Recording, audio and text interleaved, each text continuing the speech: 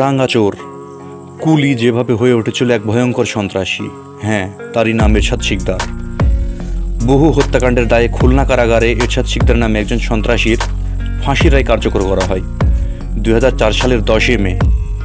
তার আগে কয়েক বছর ধরে বেরিয়ে আসছিল তার হত্যা আর নির্যাতনের একের পর এক রোমহর্ষক কাহিনী। বাংলাদেশের সবচেয়ে আলোচিত একজন ব্যক্তিতে পরিণত হন এরশাদ শিকদার, আর খুলনা শহরে তার প্রসাদোপম বাড়িটি পরিণত হয় মানুষের আগ্রহের কেন্দ্রস্থল। এরশাদ শিকদারের উত্থান হয়েছিল খুলনা ডকইয়ার্ডের একজন সাধারণ কুলি হিসাবে। পরবর্তীতে সেখানে তিনি ঘাট সর্দার বা কুলি সর্দার হয়ে ওঠেন। এরপর 1982 সালে এইচ.এম. এরশাদের সামরিক সরকার ক্ষমতায় আসার পর ক্ষমতাশালী হয়ে ওঠেন খুলনার আরেক এরশাদ শিকদার। তার বিরুদ্ধে অন্তত 24 জনকে হত্যার অভিযোগ ছিল। অনেককেই তিনি হত্যা করে মৃতদেহ গুম করে ফেলতেন, ফলে মৃতদেহ পাওয়া যেত না, কোনো মামলাও হতো না। এরশাদ সরকারের পর বিএনপি, এরপর আওয়ামী লীগ কখনোই এরশাদ শিকদারের ক্ষমতায় ভাটা পড়েনি। কিন্তু 1999 সালে তার বিরুদ্ধে খুলনার এক যুবলীগ নেতার হত্যার অভিযোগ ওঠার পর দান উল্টে যায়। তার বিরুদ্ধে রাজসাক্ষী হয়ে ওঠে তার নিজের দেহরক্ষী। সেই হত্যার অপরাধে তার মৃত্যুদণ্ড হয়। স্ত্রী ও 2 কন্যাকে হত্যার পর সড়কের পাশে শুয়েছিল অভিযুক্ত কুলি থেকে এরশাদ শিকদার হয়ে ওঠা এরশাদ শিকদার।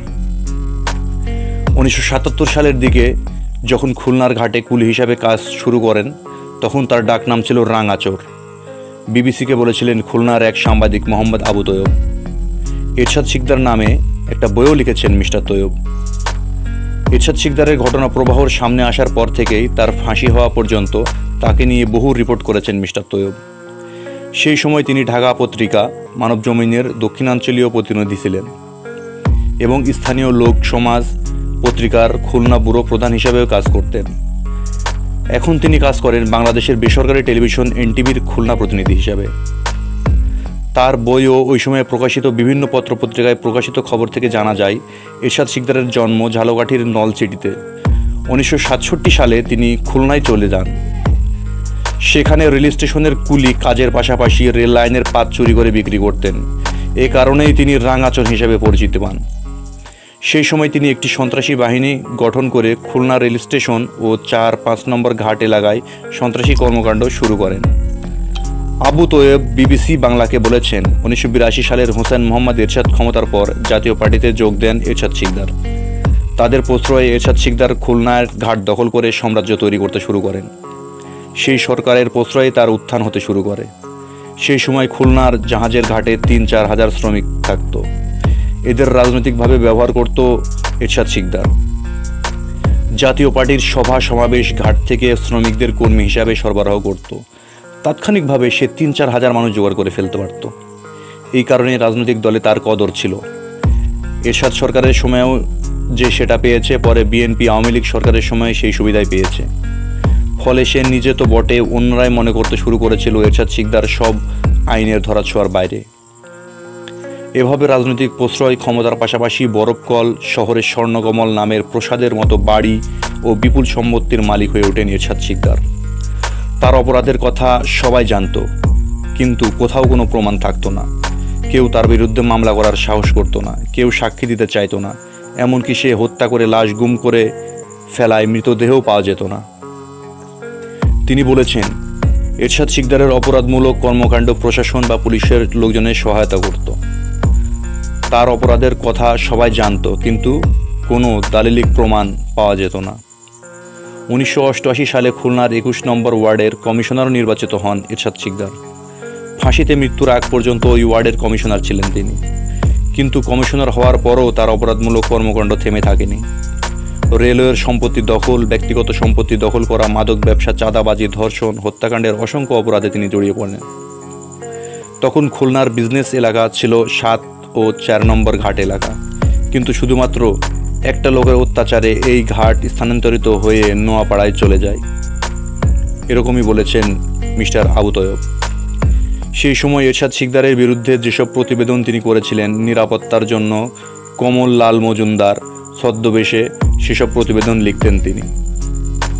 এইচ.এম. এরশাদের পতনের পর বিএনপিতে যোগ দেন এরশাদ শিকদার। আবারও 1996 সালে আওয়ামী লীগ ক্ষমতায় আসার পর তিনি আওয়ামী লীগে যোগ দেন। নিজের এত অপরাধের মধ্যেও এরশাদ শিকদার গ্রেপ্তার হতে চাননি বা হয়নি। খুলনার কেন্দ্রস্থলে স্বর্ণকমল নামের একটি বাড়ি তৈরি করেছিলেন এরশাদ শিকদার, যেটিও তার নির্যাতনের অন্যতম কেন্দ্র বলে মনে করা হতো। সেই বাড়িতে অভিযান চালিয়ে অস্ত্রশস্ত্র সহ অনেক গোলাবারুদ উদ্ধার করেছেন পুলিশ।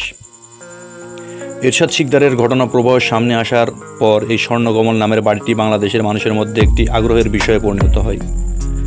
আজও বহু মানুষ খুলনা গেলে শহরের অভিজাত এলাকা সোনাডাঙ্গা রোডের এই বাড়িটির সামনে একবার ঢু মেরে যেতে ভুলেন না। এরশাদ শিকদারের বিরুদ্ধে 24টি হত্যাকাণ্ডের করার সাক্ষ্য দিয়েছেন তার দেহরক্ষী, কিন্তু তার জীবনবন্দিতে উল্লেখ করা হয়েছে এরশাদ শিকদার 60টি হত্যাকাণ্ড ঘটিয়েছে। এসব মৃতদেহ বস্তায় ভরে নদীতে ফেলে দেওয়া হতো অথবা ইটের ভাটায় পুড়িয়ে ফেলা হতো, কিন্তু যুবলীগ নেতা খালিদ হোসেনের হত্যাকাণ্ড তাকে টেনে নিয়ে যায় ফাঁসির কাস্টে। 1999 সালের 11ই আগস্ট 4 নম্বর ঘাট এলাকায় গিয়েছিলেন যুবলীগ নেতা খালিল হোসেন, ব্যবসায়ী সৈয়দ মনির সহ 4 জন। তাদের উপর হামলা করে বেধড়ক পেটানো হয়। পরে খালিদ হোসেনকে হত্যার পর বস্তায় ভরে সংলগ্ন ভৈরব নদে ফেলে দেওয়া হয়। মৃতদেহের সঙ্গে তার মোটরসাইকেল, প্রাইভেট কারও ফেলে দেওয়া হয়। পরবর্তীতে খালিদ হোসেনের মৃতদেহ পাওয়া যায়। সেই হত্যাকাণ্ডের ঘটনায় এরশাদ শিকদারের বিরুদ্ধে মামলা হয়, কিন্তু মামলায় কোনো সাক্ষী পাওয়া যাচ্ছিল না। খুলনার সাংবাদিক আয়ু তৈয়ব বলেছেন, সেই সময় খুলনার কমিশনার ছিলেন আনোয়ারুল ইকবাল। তিনি বলেছেন, তোমরা এত অপরাধের কথা লিখছ, কিন্তু আমি তো কোনো অপরাধের সাক্ষী পাই না। তখন এরশাদ শিকদারের বিরুদ্ধে সাক্ষ্য দিতে এগিয়ে আসেন তার ঘনিষ্ঠ সহযোগী ও দেহরক্ষী নূরে আলম। পুলিশ তদন্তে নেমে একজন আইনজীবীর সহায়তায় আদালতে দায়ের করা আরও 3টি মামলার সন্ধান পায়। এর মধ্যে আওয়ামী লীগ থেকেও বহিষ্কার করা হয় এরশাদ শিকদারকে। এরপর এরশাদ শিকদারকে গ্রেপ্তারের অভিযোগ শুরু করা হলে তাকে পাওয়া যাচ্ছিল না। আবু তৈয়ব বলেছেন, তখনকার আওয়ামী লীগ নেতাদের আশ্বাসে 1999 সালের নভেম্বর মাসে আত্মসমর্পণ করে এরশাদ শিকদার। তার ধারণা ছিল কিছুদিন পরেই আবার জামিনে বেরিয়ে আসবে, কিন্তু সে যে কারাগারে ঢুকলো, এরপর একেবারে ফাঁসির পর লাশ হয়ে তাকে বের হতে হয়েছে। এরশাদ শিকদারের ঘনিষ্ঠ সহযোগী ও দেহরক্ষী নূরে আলম তার বিরুদ্ধে আদালতে যে সাক্ষ্য দিয়েছিলেন, সেখানে উল্লেখ করা হয়েছিল যে এরশাদ শিকদার 24টি হত্যাকাণ্ড তিনি দেখেছেন। এর বাইরে সব মিলিয়ে 60টি হত্যাকাণ্ড করেছেন বলে জানতে পেরেছেন। মিস্টার তৈয়ব বলেছেন, নূরে আলমের স্ত্রী সুন্দরী ছিলেন, তাকে ধর্ষণ করতে শুরু করেছিল এরশাদ শিকদার, এমনকি তার উপস্থিতিতেই শারীরিক নির্যাতন করত। ভয়ে সেটা মেনে নিতে বাধ্য হয়েছিল নূরে আলমের, কিন্তু গোপনে সে বিদ্রোহী হয়ে ওঠে। এরপরে নূরে আলম এরশাদ শিকদারের বিরুদ্ধে সাক্ষ্য দেওয়ার সিদ্ধান্ত নেয়। এরশাদ শিকদারের মৃত্যুদণ্ড 2000 সালের 30 এপ্রিল ঘোষণা করা হয় খুলনা আদালতে। তবে আপিল এবং রাষ্ট্রপতির কাছে প্রাণভিক্ষার পর্ব পার হয়ে সেই ফাঁসি কার্যকর হওয়ার 2004 সালের 10 মে। সেই সময় খুলনার কারাগারে কর্মরতদের সহায়তায় একজন সাধারণ কর্মী হিসাবে প্রবেশ করেছিলেন সাংবাদিক জায়েদুল হাসান পিন্টু। বর্তমানে তিনি ডিবিসি নিউজের সম্পাদক হিসাবে দায়িত্ব পালন করছেন। জায়েদুল আহসান পিন্টু বিবিসি বাংলাকে বলেছেন, কারাগারে আমার পরিচিত কর্মকর্তাদের সহায়তায় একজন কর্মীর ছদ্মবেশে আমি কারাগারে ঢুকি, কারণ এরশাদ শিকদারের ফাঁসির ব্যাপারে সারা দেশের মানুষের একটা আগ্রহ ছিল। সেই ঘটনা আমি নিজের চোখে দেখতে চেয়েছিলাম। তিনি বলেছেন, রাত 12:01 এরশাদ শিকদারের ফাঁসি কার্যকর করা হয়। আবু তৈয়ব বলেছেন, এর আগ পর্যন্ত তার ধারণা ছিল তার হয়তো ফাঁসি হবে না, কিন্তু ফাঁসি হবে এটা নিশ্চিত হওয়ার পরে তিনি অনেকটাই দুর্বল হয়ে পড়েছিলেন। আমি তো মরেই যাব, চলেই যাব কথার একটি গান তখন এরশাদ শিকদারের গান বলে পরিচিত হয়ে ওঠে। ফাঁসি কার্যকরের পর কিছুক্ষণের জন্য কারাগারের সামনে প্রধান ফটকের সামনে এরশাদের শিকদারের মৃতদেহ রাখা হয়। জায়েদুল হাসান পিন্টু বলেছেন, এর কারণ জানতে চাইলে জেলার আমাকে বলেছিলেন, বাইরে অনেকে গুজব ছড়াচ্ছে এরশাদ শিকদারের ফাঁসি হয়নি, তার বদলে অন্য আরেকজনের ফাঁসি হয়েছে। সেসব সন্দেহ সংশয় দূর করার জন্য মৃতদেহ খানিকক্ষণ গেটের বাইরে রাখার সিদ্ধান্ত নিয়েছে, যাতে সাংবাদিকরা দেখে অন্তত নিশ্চিত করতে পারে।